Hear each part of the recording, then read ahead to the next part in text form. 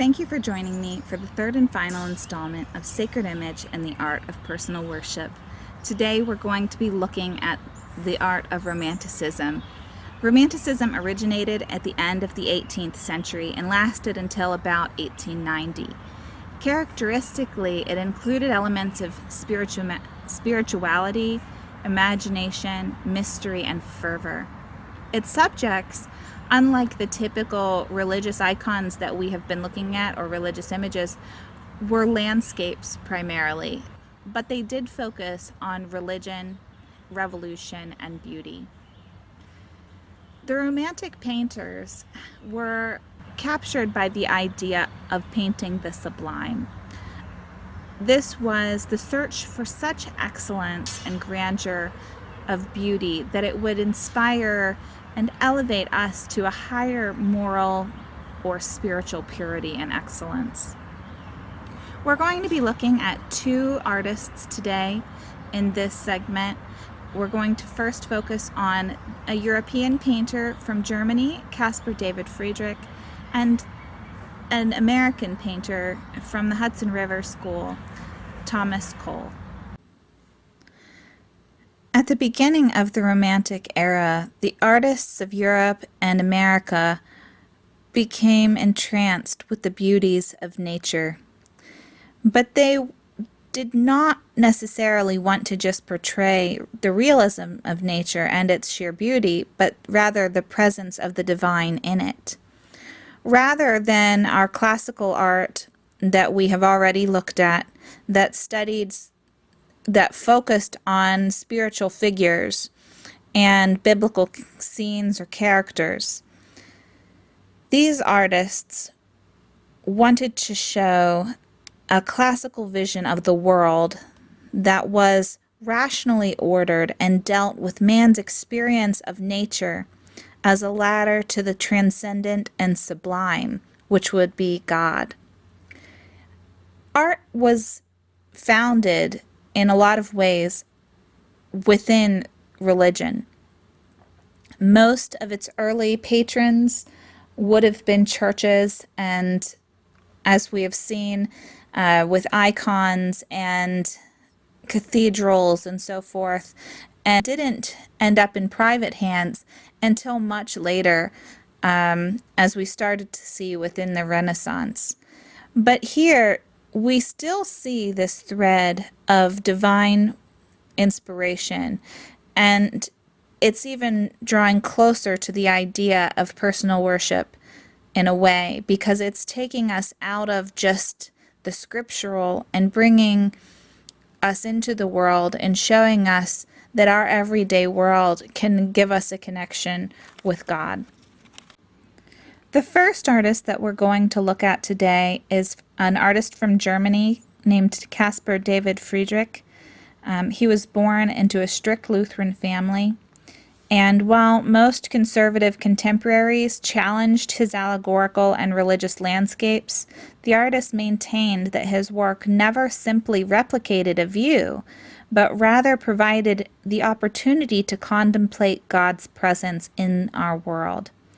He used dramatic perspectives and misty landscapes, untamed expanses that would dwarf any figure, to encourage the viewer to accept an awesome power of nature as an evidence of the divine spirit.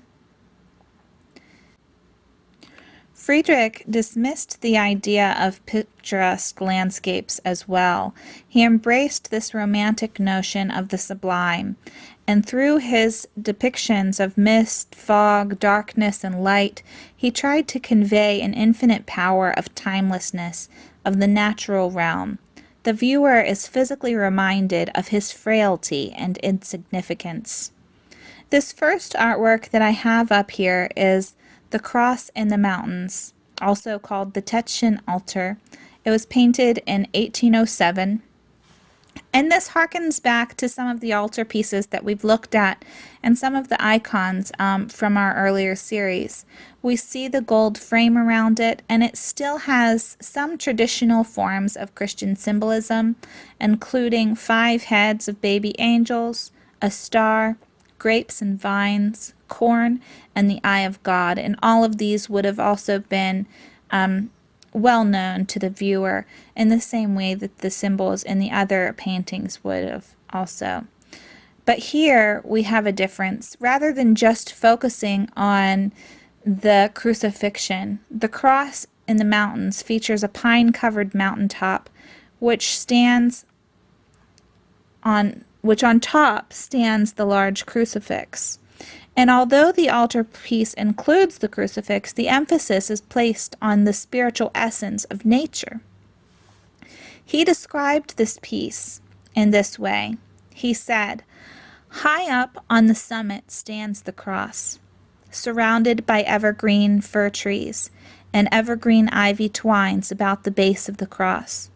The glowing sun is sinking, and the Savior on the cross shines in the crimson of the sunset. The cross stands on a rock as unshakably firm as our faith in Jesus Christ. Fir trees rise around the cross, evergreen and everlasting, like the hope of men in Him, the crucified Christ." This was a groundbreaking reinterpretation of the genre of landscape painting and of the idea of icon. It reflected Friedrich's belief that divinity of God could best be found in nature. This next piece is arguably one of Friedrich's most important and well-known works, Monk by the Sea, from 1808 to 1810. We have a figure who is only identifiable really by his long dark robe, which shows us he is a monk. But the canvas is filled with vast amounts of color, of fog, and only a few brushstrokes of white to show the waves or a bird here and there. We are not focused on a particular time or place necessarily. There isn't enough detail for that. Rather, the master keeps it minimalist. He's trying to show some restraint while showing a sensation of awe and wonder and humility. Here, rather than humanity being up front and center, it is just such a small part of this vast scene. This piece is called The Abbey in the Oak Wood. Friedrich often included bits of Gothic architecture. In this work, it's the form of the abbey ruins. It's really more a reflection of nationalistic pride because of the German monuments of the Gothic past, or even the sign of the Napoleonic occupation when he uses these. Some might consider it a bit nihilistic, but really what he's trying to suggest here, with some soft light shining through down out of the clouds, is something much more positive than that. We have here some barren oak trees, but they are not dead. They are more of a winter tree.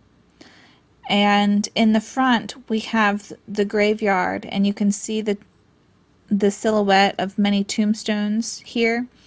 This is actually a promise of rebirth and resurrection. Just as the light peers through the darkness, we have a hope that shines through our darkness as well. The last piece that we're going to look at of Friedrich's is Morning Mist in the Mountains from 1808. This is a majestic and remote view of nature. It implies a connection with a higher power, particularly in its scale and its use of light. Here we have a break in the clouds that allows the sun to shine through, similarly to the last piece. It illuminates the mountain peak with what would be considered a divine light. To achieve his religious message, he often uses mist, and it becomes an important symbol within his paintings. He explained, "When a landscape is covered in fog, It appears larger, more sublime, and heightens the strength of the imagination and excites expectation, rather like a veiled woman. The eye and fantasy feel themselves more attracted to the hazy distance than to that which lies near and distinct before us. Positioning us before this vast expanse with no sense of foreground, he wanted to immerse the viewer in the experience of this natural realm, a dramatic field that he felt most closely expressed the beauty and the power of God. This approach created a new possibility for religious painting at this point, and one that was not as overtly based on the Christian symbolism of the past, but in direct contact with the awesome beyond the control of man. The second artist that we're going to be looking at in this lecture is the art of Thomas Cole. Thomas Cole was an American artist who was influenced by the idea of the sublime of the European Romanticists. He believed that landscape painting could impart a moral and religious value to the viewer. Cole was a part of what was called the Hudson River School. It was a group of artists that painted within the Hudson River Valley area and moved out further west as the group developed. But the artists sought to instill the canons of the sublime in their pictures. One would notice, for example, vast landscapes that often dwarf the small human figures that are found within them. It would show a discrepancy of scale that reflects a sentiment which they often cited in Psalm 8. Psalm 8 reads, "When I look at your heavens, the work of your fingers, the moon and stars which you have established, what is man that you are mindful of him, and the son of man that you care for him?" The Romantic painters understood what was in Romans chapter 1, verse 20, that for since the creation of the world, God's invisible qualities, his eternal power and divine nature have been clearly seen, being understood from what has been made, so that people are without excuse to know him. We also see this in Job chapter 12, verse 7 through 10. It says, "But ask the animals, and they will teach you, or the birds in the sky, and they will tell you, or speak to the earth, and it will teach you, or let the fish in the sea inform you. Which of all these does not know that the hand of the Lord has done this? In his hand is the life of every creature, and the breath of all mankind." The Romantic painters understood that God was clearly present in every part of our life, in all of his creation, and that we didn't necessarily need these artificial images. We didn't need the icons, and we didn't need all of that within the liturgical church to worship God. We could simply go outside. The Hudson River School artist produced a body of work which, while not traditionally religious in subject matter, was saturated with the idea of the divine. They attempted to show that the natural world reflected the higher order and plan of God, the presiding presence of God as creator and sustainer, which was palpable within these pieces.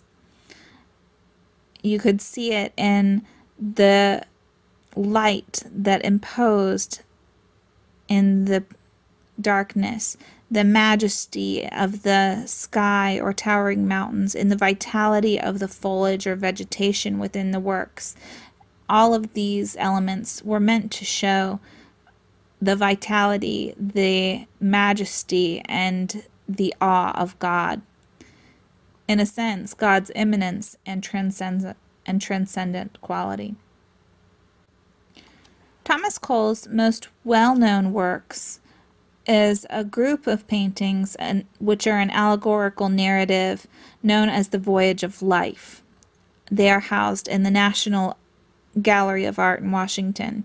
These portray man's spiritual journey from childhood to old age. The man in these paintings are accompanied by angels and incorporate a vast array of symbolism within each painting. Cole found the symbolism to be so important that he wrote explanatory texts to accompany each painting, and the texts effectively served as a reading companion for the viewers. We start with childhood. The scene takes place on the river of life, and a golden boat emerges from a mysterious earthly source, a darkened cave.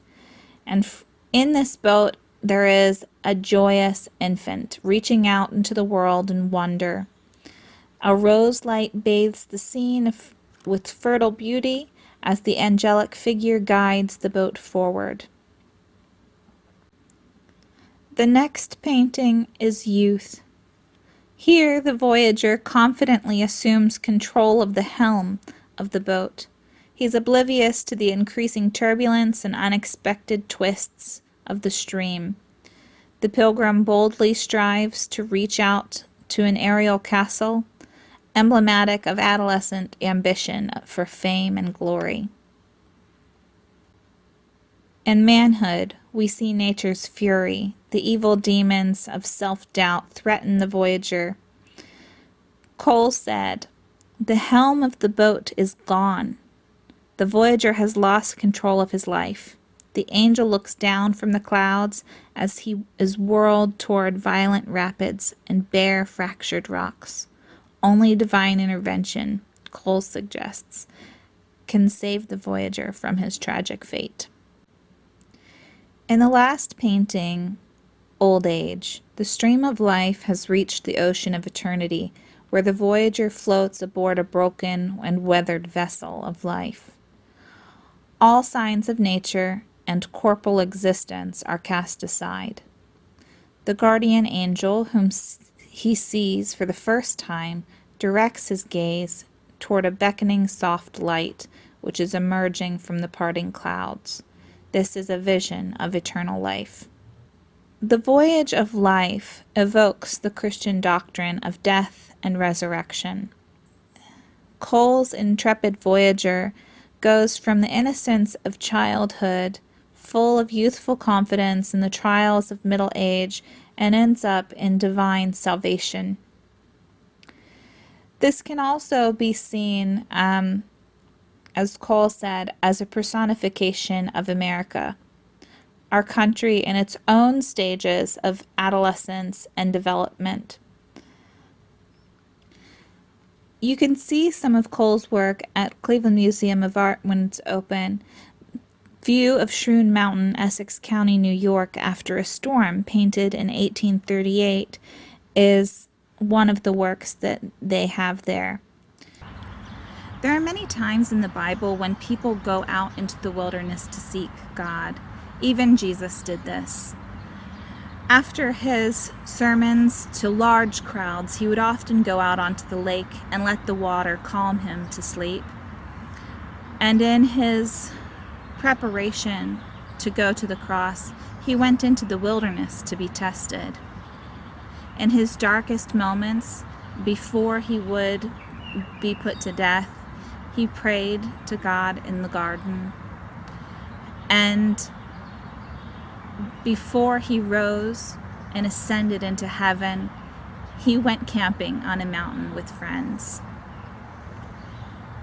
Being in nature has always been one of my ways of connecting the most with God. There's something humbling about being in the midst of his creation. I remember as a child, I used to go to a Presbyterian drama camp in the summer that my parents directed and that I would later direct as an adult. And one of my favorite places was the outdoor chapel. Not being able to go to church is a difficult thing sometimes when we aren't able to commune with each other. But I always have found that my most sacred times are on my own in the middle of the woods. The outdoor chapel where I would go always struck a note with me that it was his creation, his church. Instead of the painted ceilings of some of our most cherished cathedrals with blues and gold stars, why not look at the beautiful blue sky? Instead of the beautiful glass windows with light shining through all the colors, just look at the leaves and see the light come through those. It's a testament that we can find God anywhere, and that if we are just taking time away from the chaos of the world that we've created and get into the world that He has made, that we can find Him and that we can hear Him. There are many ways that we can do this. Perhaps we can take a hike in one of our wonderful natural parks in the area that is open, or maybe just go outside and get into the garden and start to grow something. For those of us who are stuck indoors in apartments or in other living situations, we are blessed to have the technology where we can turn on the sounds of nature, or even just open a book or look at a painting to some beautiful landscapes and see what God has created and feel and listen to His sounds. This is what the Romantic painters were trying to capture. Not everyone had the ability to travel west and to see the wonderful landscapes of America. And not everyone was able to get into the natural parks and the woodlands in Europe either. So the painters would bring this back, and they would use it as a testament to what God really has created and a new form of worshiping at home. Thank you for joining me for this series. I hope that you've learned something and enjoyed it. If you have any questions, don't hesitate to email me at the link below. If I get enough questions, I will do an addendum video for everyone to hear, or I will answer you personally. Thank you, and God bless.